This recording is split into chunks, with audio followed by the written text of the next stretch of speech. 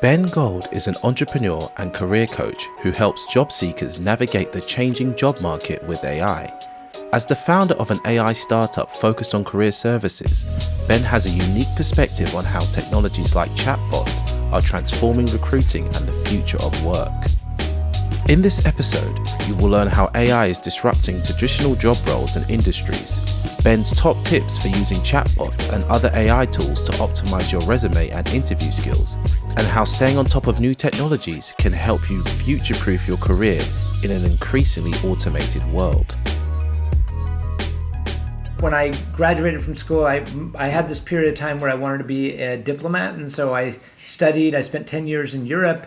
I learned to speak 5 languages. And when I met my wife, she came from Romania, I brought her back with me to the United States, and I started my career in sales and technology, and that was 20 years ago. And when I started that, it was back, I was doing a lot of business-to-business sales, and I worked my way through different roles until I found what I really liked, which was a sales engineer, which is between being a tech person and being a salesy person. So there's an entrepreneurial part of it, but then there's also really working with marketing, product, data science, all the different people, because I'm out doing demos in front of clients. Now, the last 5 years of where I was working, we had this really fantastic AI product. So before ChatGPT, and this is when we talk about AI in general, it was a product that crunched tens of thousands of conversations, so phone conversations, transcripts, and was able to say, was this a good call, a bad call? Was this a customer service call? What were people talking about? And that was pretty revolutionary, because a lot of times these call centers had no idea why people were calling, and we were giving them really good data. So fast forward to January of this year, I was let go from that company, and I started my journey of looking for a job. And I spent about 3 months going and using this new tool, this generative AI tool, ChatGPT, to write out cover letters, to prepare for interviews, and really make personalized messaging. I got the idea at around 3 months in that, you know what, I could build a better mousetrap for job seekers, and so I started a startup, put together a team, and we built out a prototype to make more of a CRM for job seekers. And at this moment, we're still talking to several investors, but it's at the point where it needs investment to get to that next level. So I made the decision to begin to learn about the end users. How are other job seekers and career professionals doing in this economy? And I was very shocked. And so as I started interacting, I did webinars and coaching and other kinds of sessions, I suddenly realized that here I am on this really high thing of AI and all these things that AI can do, and that I would be talking to people who've never logged into ChatGPT, who have been unemployed for 2, 3, 4 months and never thought to use AI to analyze their resume, to evaluate a job and say, am I a good match for this? And it just blew my mind, because to me, this is not about technical acumen. You do not have to know anything about technology to understand AI or to become an AI master. And what I mean is, an AI master, in my opinion, it's not being a data scientist. It's about being someone who's up to date and understands the tools out there for their field. Okay, you never know all the tools, because there's 20 apps being made every day, and there's no way to keep track of them all, but you can at least keep track of the ones that impact you.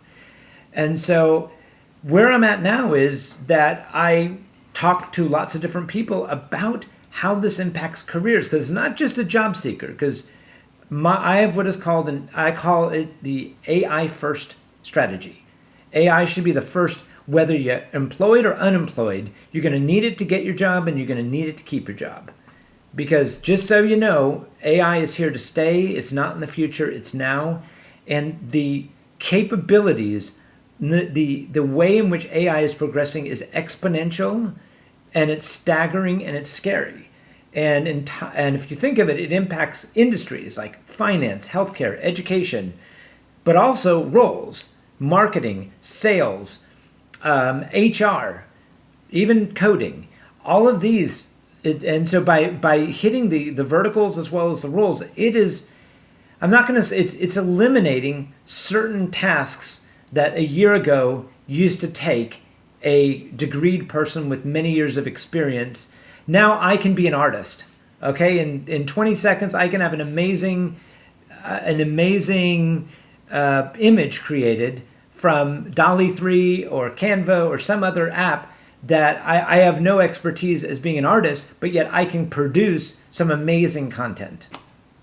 So that's really where things have changed, and that's my thoughts. Yeah, I mean, the thing is, right now with AI, a lot of people have, let's say over the last year, nearly, or 8-9 months, ever since ChatGPT launched, they're like, oh, I'm using AI. Oh, can you do this for me? Can you do that for me? And I think what a lot of people are missing is getting a couple prompts deep, or actually teaching the AI what they want it to do. So you want to frame it first, in my eyes, as in like, hey, this is the situation, because it never has any context on what's going on. So you can be like, hey, I am someone who has currently been working in the construction industry, but I want to transfer my career skills into teaching.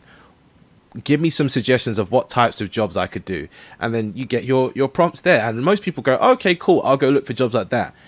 But what they really want to do is go, hey, I'm actually interested in more technical stuff. What kind of technical things can I do? Oh, okay, there's this type of engineering. There's, quantity surveying, all these kinds of jobs. And from there, once you get a couple prompts deep and you start asking the right questions, then you get, in my experience, you get a much more kind of unique answer out of ChatGPT. And I don't know what your kind of workflow is when you were using ChatGPT or when you are using it, but I find that it's more about kind of, like I said, framing it and then going 2-3 prompts deep and getting it to produce the result you want, and then going, oh yeah, that's good, I'll use that instead. So let me take that, if you don't mind. We'll go maybe 30,000 feet, and then I want to address exactly what you said. So a lot of times when I talk to audiences, and I just want to clarify that AI has been around for decades. It was our Google search. It's Amazon when they recommend a product, Netflix when it recommends your next movie. What is changed is generative AI, which is a different flavor of AI. The old AI, or the AI there, that's what large corporations used to sell you more stuff. Generative AI, I believe, is a democratization, because it makes it so that the AI is now understandable, that people like off the street can understand, holy moly, this is the capabilities. It's not reserved just for the data science geeks to understand the capabilities. Now, generative AI, and just so people understand, is started with ChatGPT. That's the first model. There's lots of large language models out there. You've got Bard, you've got Claude, you've got a bunch of others being developed, and it's possible that in 6 months, some of them will overtake ChatGPT in certain elements. Now, the LLM, the way it works is that it's using billions, and actually in the paid version of ChatGPT, it's over 1 trillion data points, and it predicts the next word. And so that's where you get these amazing elements of composition, because you say, yesterday love was, and it just knows, such an easy game to play, and here's all the things about the Beatles. It's just because it has that context. Now, on your point, I teach this, and this is really interesting, because you said it the same thing that I say, but slightly different, that you think of input and output. The input is composed of 2 components, a prompt and contextual data. The prompt is the command. What do you want it to do? And the contextual data is information that it doesn't know who Ben Gold is. However, when you want to, for example, you gave that example of asking about a career choice. My prompt would be something to the effect of, based upon, well, first of all, I would say, what's the contextual data? It could be an old resume, but I always tell people, just throw a bunch of text. Here's a resume. Maybe you took a personality test, something about what you like to do, something that you accomplished. There's lots of different tests that people take when they're looking at job opportunities. If you can just get a text file, throw that in there. And then you say, based upon this, and this piece of data, give me an analysis. And I do it like, give me an analysis of the top 5 professions that I could use. Give me as a percentage. So as a compatibility as a percent, and a two paragraph explanation. And then you give it all the data, and boom, it'll say, hey, project management, 93%. This is why. And so it'll walk you through and give you those ideas. And then, like you said, you got to go deep. You say, hey, wait, I don't like number 1 or 2, or you could say something like, hey, these are more technical. Can you give me something that's less technical, but more using this? And then it would be able to redo and say that. So there's lots of different ways to follow up. In my book, the one that I showed you, Find Your Next Job with ChatGPT, what I found was I kept, what I would do is do these webinars. I would have gasps because I have a lot of people that are in the crowd that have never seen this before, and I would have a live person say, I've got an upcoming interview, and I would say, here's a social media profile of who's going to interview you. Here's your resume. Here's the job description. What are the 5 questions you're going to be asked? What are going to be the 5 icebreaker questions?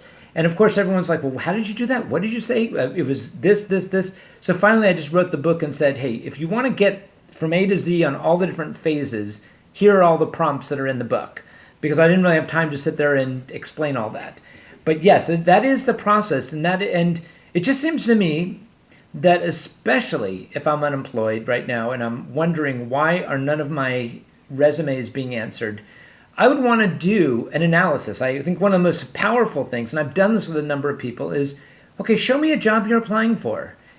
Take your resume, take the job, and ask ChatGPT, give me a compatibility analysis based on overall compatibility, skills, industry knowledge, and experience. And if the compatibility, it'll show you, hey, you're a 75% match, and it's because you don't have any industry knowledge. And I'll say to them, this analysis is what they're using on the other end. This resume is going to be in the trash can right after you send it. It will automatically be rejected because you're not applying to the right job. Now, it's either your resume is not updated correctly, and we can say, give me suggestions to improve my resume, or you just don't have the skills to do this, or this is a competitive market, and go rebrand yourself, go find some other thing that you can do, because this is going to be a dead end. And do you want to spend 3 more months applying to jobs and waiting for people to say no to you, or just getting automatic rejections? Or do you want to be proactive and figure out what your next step is? Yeah, I mean, a lot of people as well, they're always like, oh, I don't know if my CV or my resume is making it through the AI model that reads it type thing. And I'm a bit like, well, it's all about having the keywords there. You don't necessarily need to use AI yourself to get the keywords in there. The keywords that are in the application should be on your resume. So I'm wondering, for you, how can you kind of use AI to beat AI, or AI to beat these kind of, applicant tracking systems that are out there? So there's some older versions of applicants. So for example, I have a strong opinion because you can look at what's called keyword spotting. Keyword spotting is saying, does somebody have this exact word, C++ or JavaScript? And that's kind of the old way of doing stuff, because that was just, if the exact word is not there, if there's one letter off, it counts as a no.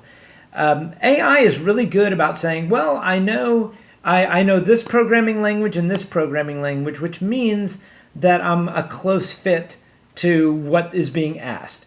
Now, the way that I handle this is that you can give the prompt and say, give me my strengths and weaknesses of my resume, and give me 5 resume suggestions. And typically when they give you a resume suggestion, they will say, in this job description, they ask for this, this, and this, and you don't show that in your resume explicitly. And so you definitely, in your resume, you want to have the key, as many keywords as possible.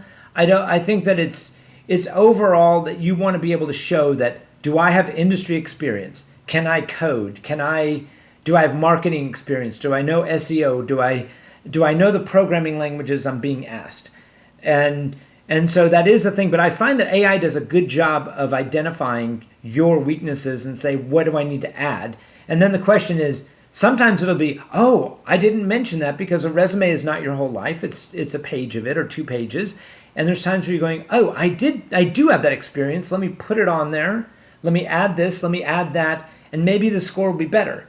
But what I can say is, if you're below 85%, and there's 150 or 200 other people, because LinkedIn will tell you how many people have applied, then you're probably not going to be looked at.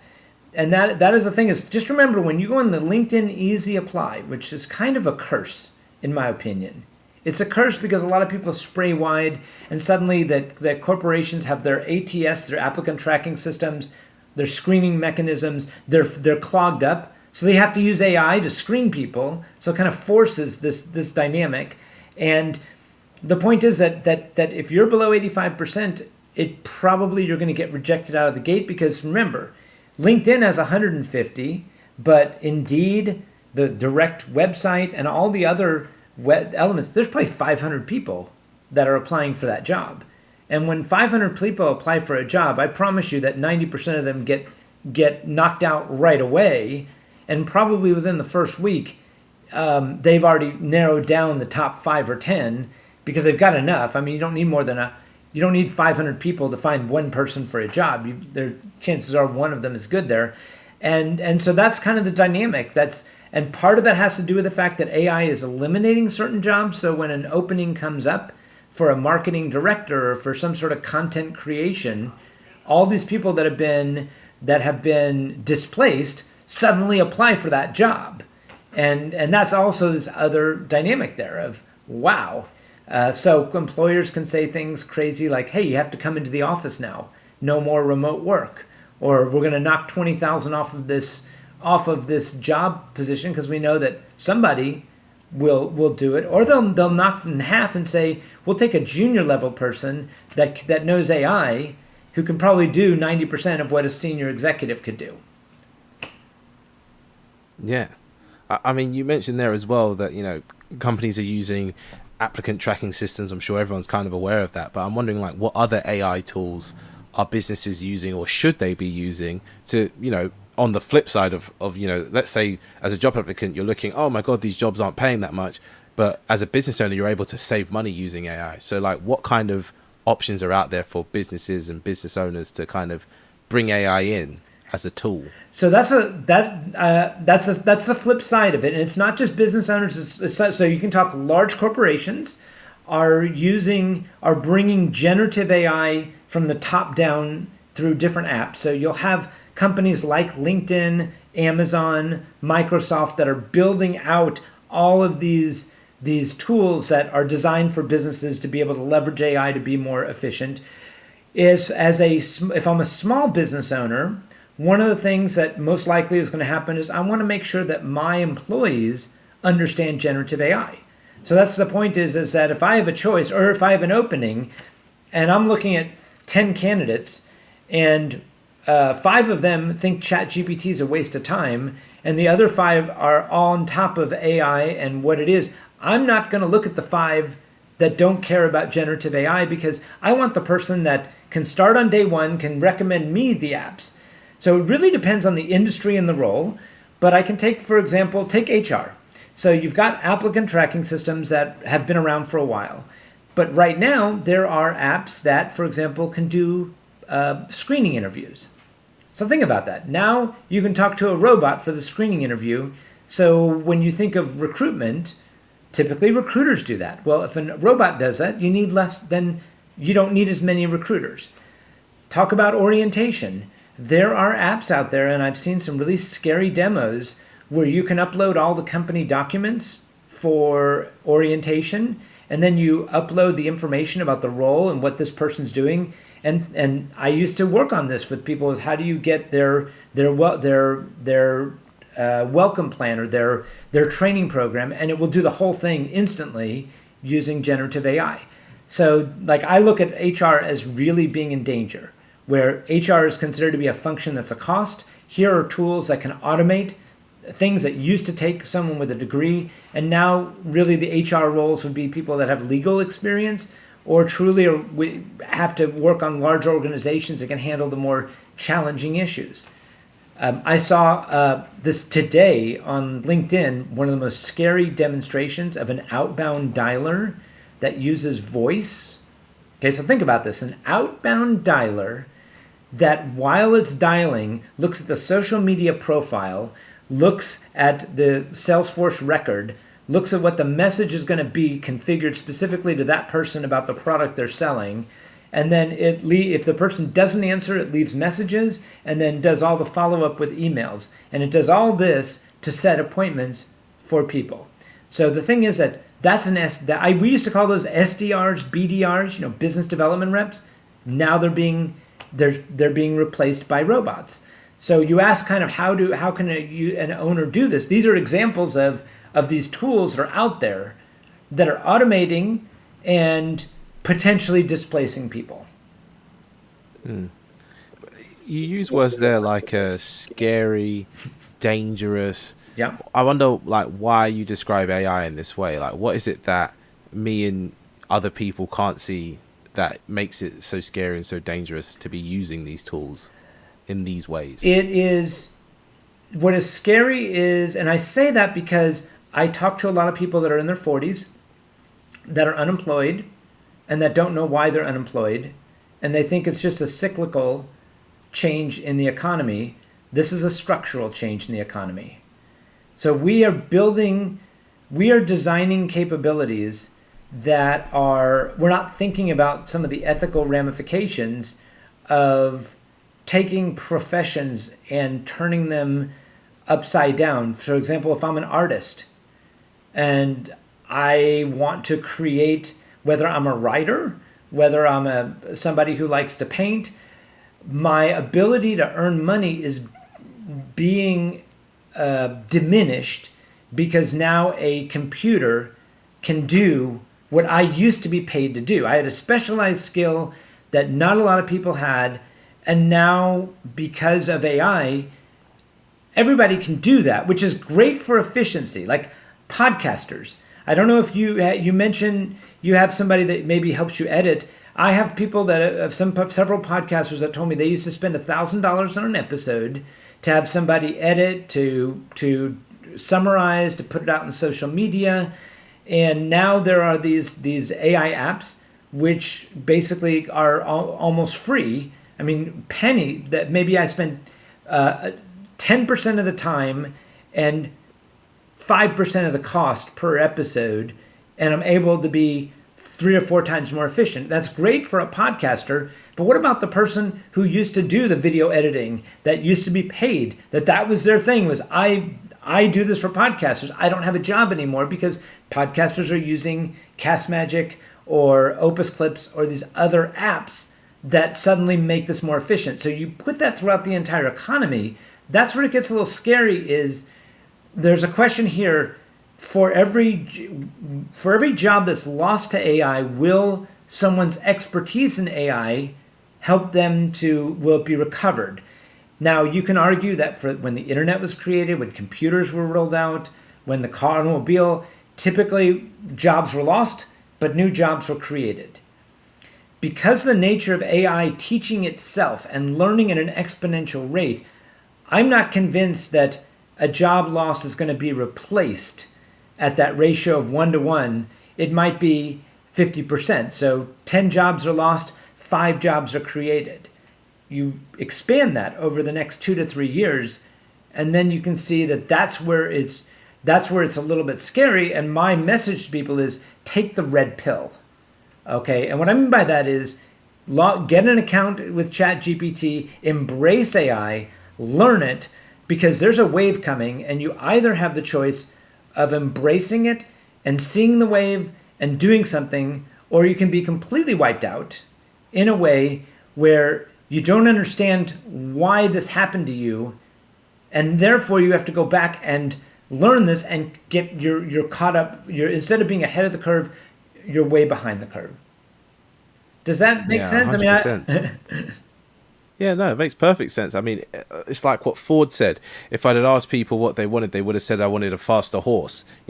Those people that were taking care of the horses and, all the infrastructure that was built around horses, that was the thing. And no one really, looked at it and went, oh, this needs a change. They just want more of this or faster this. But it's like, you look back, it's like, okay, wider roads are needed for horses. There's horse poo everywhere. Have to maintain them. Okay, what if one gets loose? What if one's got bad temperament? Got to feed it, all this and all that. You compact all that down. What is the core principle of what are people using them for? They're using them for transport. They're using them to get from A to B or to move things. Well, a car does that with half the needs. And it's like you said, AI is reducing down the core of things to, okay, you might have a whole floor of people doing sales, okay, now you might need 5 people just to get to that point where the AI can't do it anymore, which is that actual phone call where you're hearing the person's needs and talking to them and building that relationship, or, coming into the office for a chat. That's kind of where the human element comes in. But from what I'm understanding here is you're saying that kind of AI should be part of your workflow, but also with an element of human augmentation or a human working with it. And that's why you're encouraging people to take this red pill so that they're ready to kind of get into that AI element of their job that might exist or will exist in the near distant future. Yeah, it is. And again, like you just mentioned that example of, let's say, the sales reps that, you go from 40 to 5 because you have robots making the first call. So what do you say to the young people that say, I want to be a sales rep? I used to tell people, man, you want to get in sales, you become a BDR, SDR, business development rep, take that first year, pound the phones, make a lot of calls, set appointments, sit in on them, learn what the sales reps do, and then eventually you do a good job there, you can become a sales rep.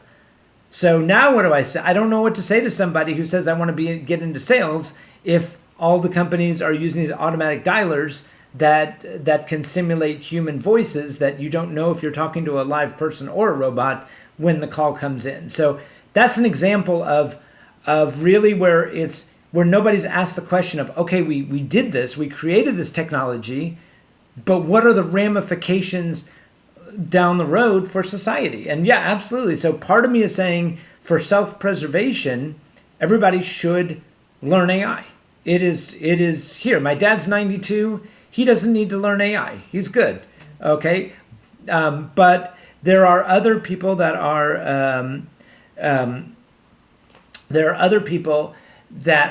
have a, that if we're talking about need, because on one hand, you can have this utopian future where nobody works and you have robots serving us daiquiris on the beach.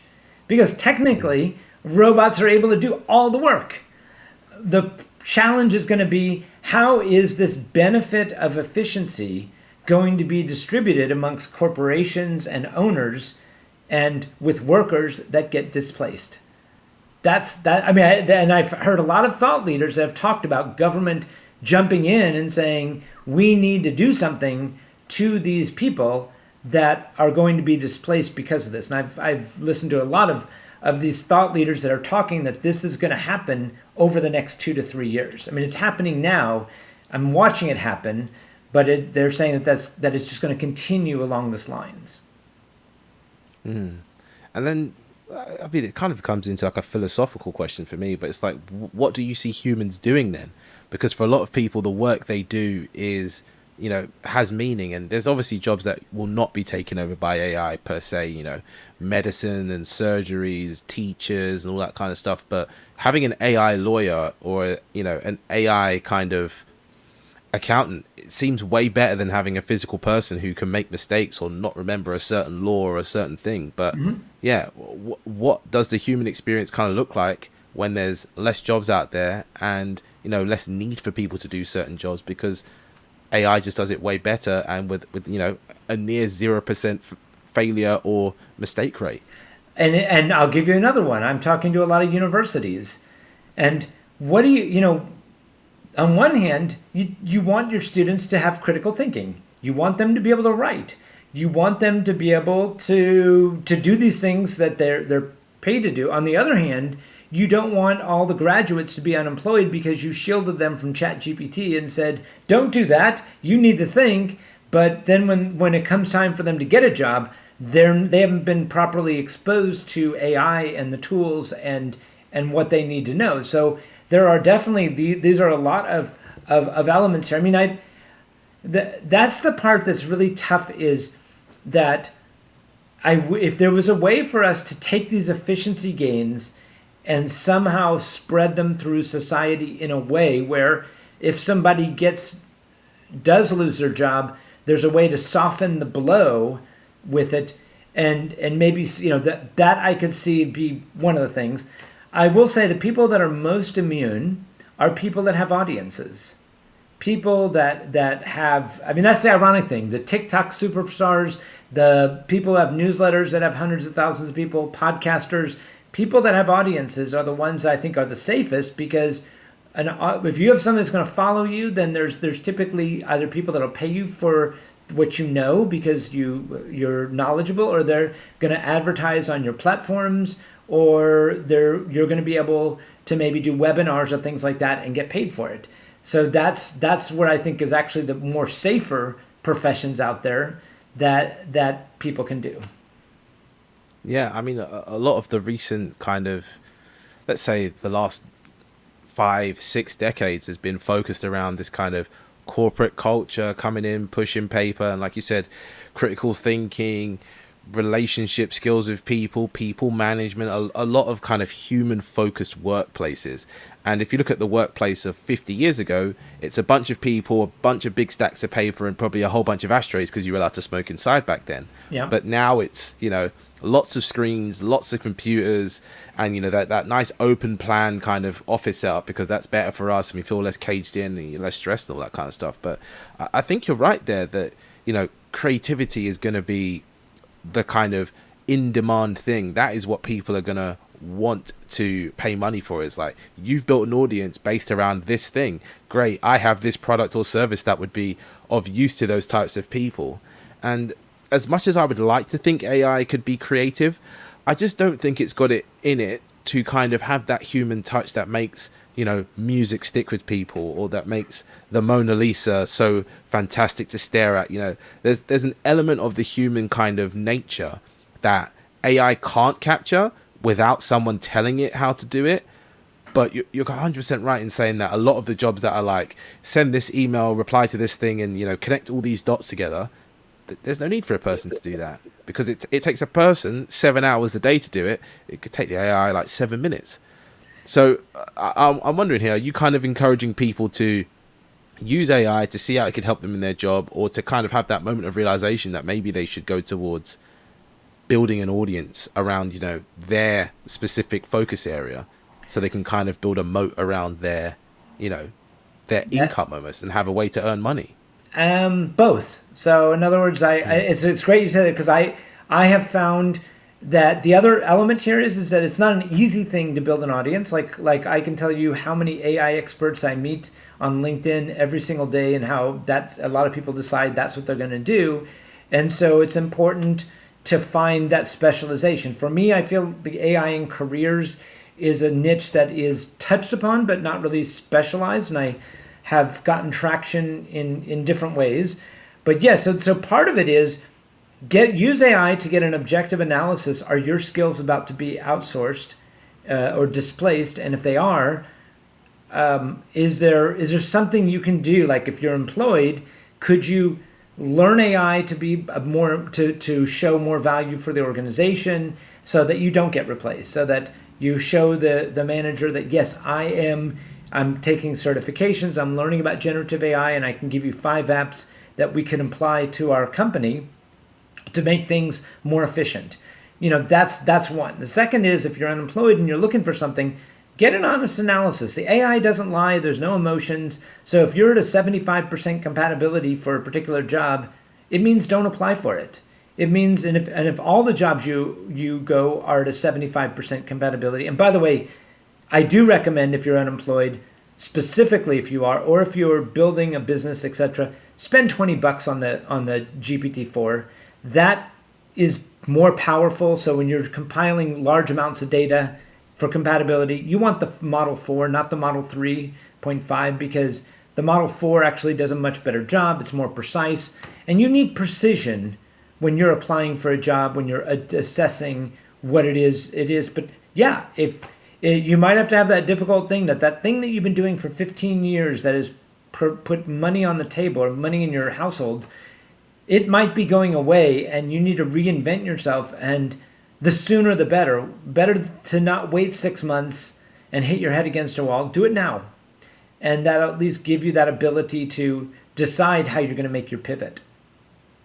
And what makes GPT-4 so good? Because people are obviously going to go, oh, but GPT 3.5, that's pretty close to 4, and it's free. So what is it about GPT-4 that is so much better? What can I do with it that enhances my ability to interact with ChatGPT?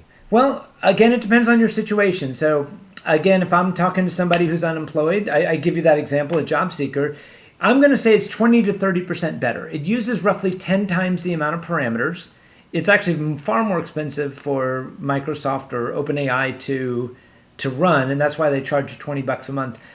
So it's precision. So let me ask you, if you're going to apply for a job, would you like to that might pay you 60,000 pounds a year or 70,000 pounds, and think of the ROI of spending $20 and getting and being 20% more precise in your analysis, in your cover letter, in your interview preparation. That might be the difference between you getting the job or not getting the job.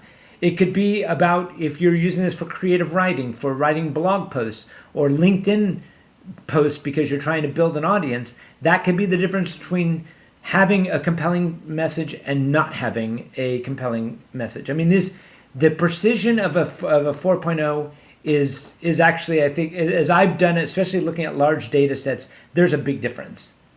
So GPT 3.5 is better than being manual and doing nothing, but it's kind of like having a used Volkswagen and here's a Ferrari, a brand new Ferrari over here. Both of them will get you to point A to point B, but there might be certain moments you might need to get there faster or you might need to get there in a different way. And so that's what the difference is. I like that. I like that because, realistically, a lot of people are going to themselves, oh, I don't know, I think my job will be fine. I'm not really seeing how AI could affect me. But, if you're using it, you're not missing out. And if you're applying for jobs, again, like you said, is that $20 investment worth it? Well, yeah, if you're getting a job that's paying you so much more. So I'm really glad that you mentioned that, actually.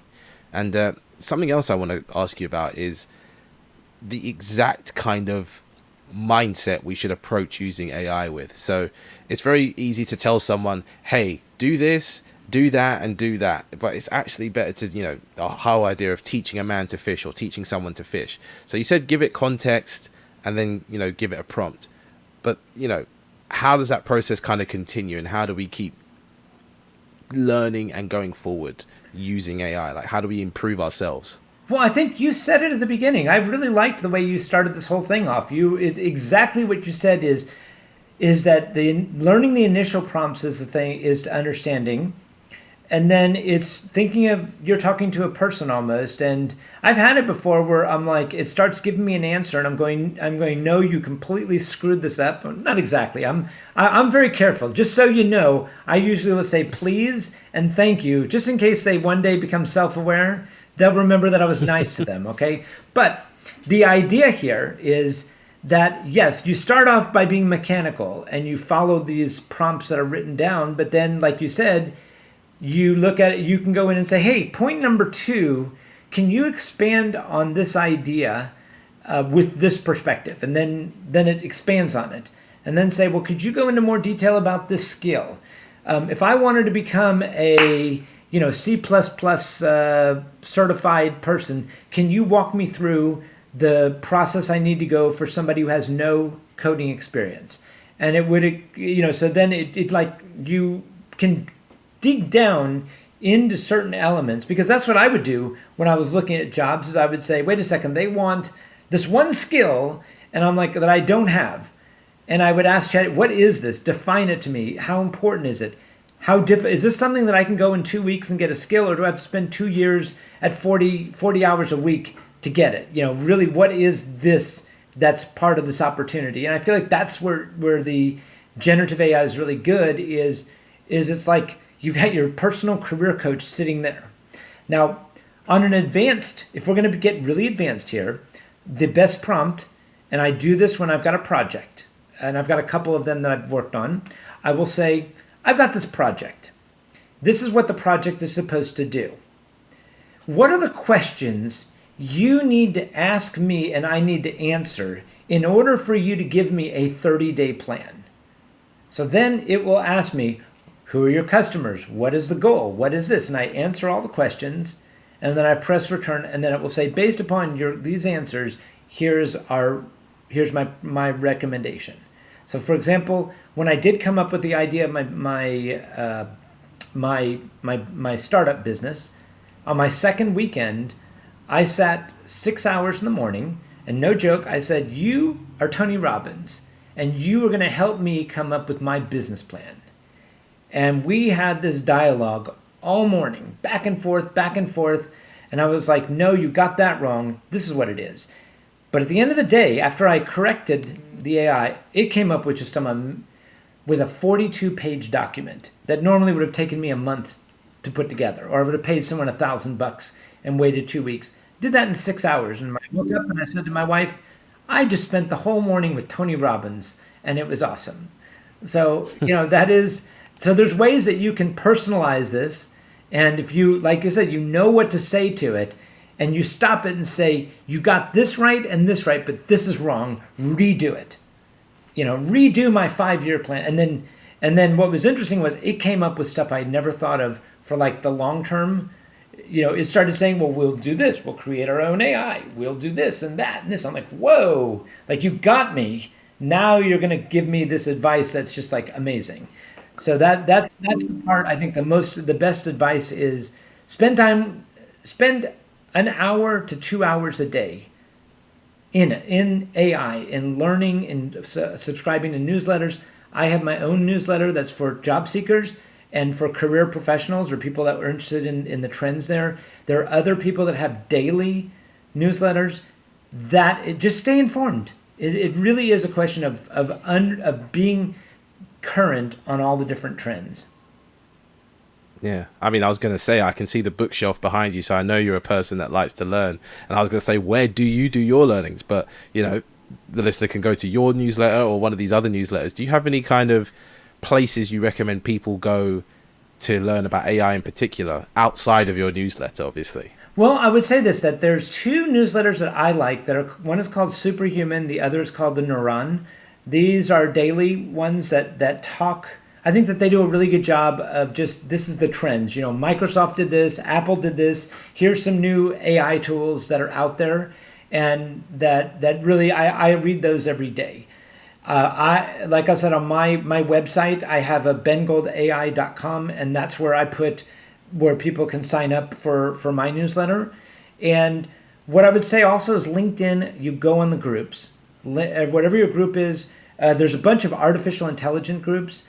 And then I would just Google it. So if you're an HR specialist, type in human resources and generative AI, or marketing and generative AI. I promise you, I get also Google alerts on multiple things that have to do with employment and AI, and I get those every day, and I read kind of what's going on so that we can have these kinds of conversations.